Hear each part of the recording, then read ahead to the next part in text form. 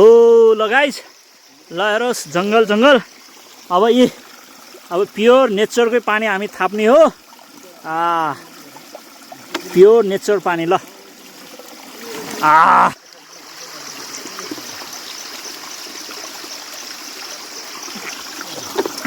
कति मिठो पानी छ गाइस, गोसाइ कुण्डेको जस्तो होला यार। यो पानी त उताको भन्दा घ्याङफेदीतिरको भन्दा दामी छ त। ओ कति 3800 मिटर माथि आयौँ हामी। वाह,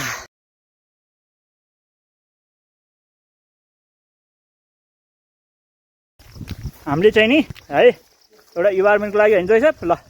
अघि हामीले खाएको चौचौहरू कागज ल, यहाँ डस्टबिन रहेछ, डस्टबिनमा फेलाछौँ है। गुड जय सब हो गाइस। यस्तो ट्रेकिङ जाँदाखेरि चाहिँ नि चौचौ बिस्कुटको कागज कहिले पनि ठाउँमा नछोड्नु होला। अघिको पानी देख्नुभयो कति मिठो थियो पानी। यहाँ त यस्तो ठाउँमा पानी किन्न पऱ्यो भने पनि 100-200 रुपियाँ लिन्छ। त्यही भएर झोलामा हाल्ने ठाउँमा हुन्छ, होटेलमा गएर डस्टबिनमा हाल्नुपर्छ है। यति कुरा याद राख्नु नि।